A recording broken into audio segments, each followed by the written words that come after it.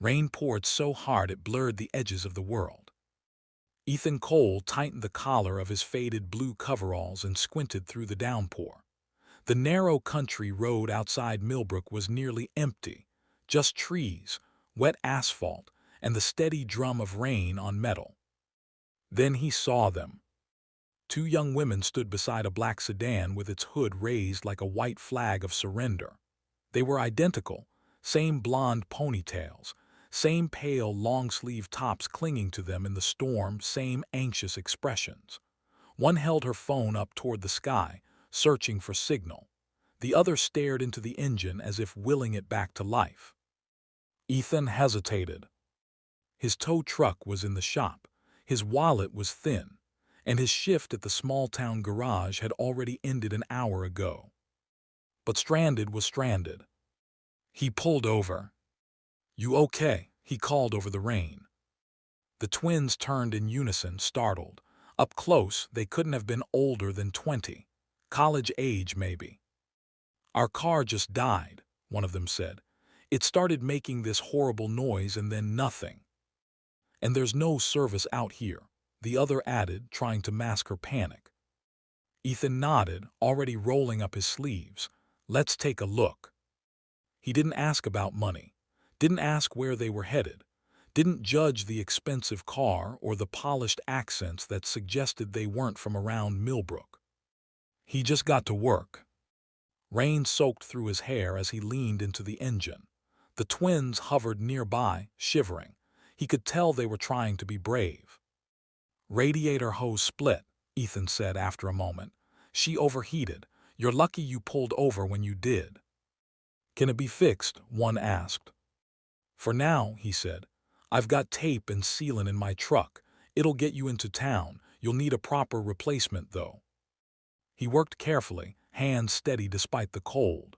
The twins exchanged quiet glances, their earlier fear softening into relief. "Why are you helping us?" one finally asked. Ethan shrugged. "Because someone once helped me when I didn't deserve it." The words slipped out before he could stop them. They didn't press. 15 minutes later, the engine sputtered back to life. The twins gasped. "You're a lifesaver," one said. Ethan wiped his hands on a rag. "Just get to Harper's garage in town. Tell them Ethan sent you. They'll treat you fair." The blonde on the left reached into her purse. "How much do we owe you?" "Nothing." They blinked. "At least take something," the other insisted. He shook his head. "Just drive safe." They thanked him again and again before easing back onto the road. Ethan watched until their taillights disappeared into the gray curtain of rain. Then he got back into his dented pickup and drove home to his small rented apartment, unaware that his simple act of kindness was already circling back toward him. The next afternoon, a patrol car pulled up outside Harper's garage. Ethan stiffened. Old instincts. Old memories. He hadn't always been the dependable mechanic of Millbrook. Years ago, he'd been reckless, angry at the world after his father died, running with the wrong crowd, making decisions that nearly ruined his life.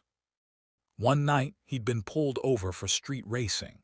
It should have ended with charges that would have followed him forever. Instead, it ended with Officer Maria Bennett. She had looked at the 19-year-old version of Ethan, defiant, scared, lost, and seen something he didn't see in himself. Potential. Instead of booking him, she gave him a choice: community service at her brother's auto shop or jail. He chose the shop. That shop became his turning point. He discovered he was good with engines, good with problem solving, good at fixing things, machines, and slowly himself. Officer Bennett never mentioned the favor again. But Ethan never forgot. Now, as the patrol car door opened, his pulse quickened. A woman stepped out. Not just any woman.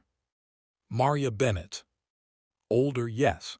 A few silver strands at her temples, the same steady posture, the same calm authority. And standing beside her, the twins from yesterday. Ethan's breath caught. They smiled when they saw him. Maria's eyes locked onto his. "Ethan Cole," she said, her voice warm with recognition. "I was hoping it was you."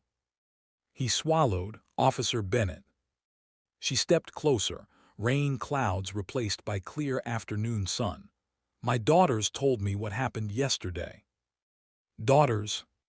The word landed with quiet force. "They said a mechanic stopped in the storm, refused payment, and got them safely back on the road." The twins beamed. Ethan rubbed the back of his neck, just doing what anyone would do. Maria's gaze softened. Not everyone would. There was a silence filled with years of unspoken gratitude. "I never properly thanked you," Ethan said quietly. "For that night, you could have ruined me. Instead, you gave me a second chance." Maria smiled. "You gave that chance, meaning that part was all you." The twins exchanged glances, clearly piecing together a story they'd never heard in full. "You're the reason he became a mechanic," one asked their mother. Maria nodded. "Looks like it." Ethan laughed softly. "Guess we're even now." Maria shook her head. "Kindness doesn't keep score." She reached into her car and pulled out a small envelope. Ethan's chest tightened. "I don't want money." "It's not money," she said. Inside was a business card and something else. A flyer for a state-funded community program looking for certified mechanics to mentor at-risk teens. Maria met his eyes. "We're expanding the youth diversion program. Kids like you were. They need someone who understands engines and second chances." Ethan stared at the paper. For years he'd quietly carried the memory of who he used to be. The shame, the gratitude, the promise to do better. Now here it was, an opportunity to turn that promise outward. "You think I could help?" he asked. Maria smiled. "I know you can." The twins stepped forward. "You already did," one said. Ethan felt something shift inside him, like an engine catching after a long stall. Purpose. Not just fixing cars. Fixing trajectories. He looked at Maria. "When do we start?" Months later, Ethan stood in a brightly lit workshop filled with teenagers who reminded him painfully of his younger self, arms crossed, skeptical, carrying more weight than they let on. He handed a wrench to a kid named Marcus. "Engines are honest," Ethan said. "They don't care where you came from. They only respond to what you do next." Across the room, Maria leaned against the doorframe, watching.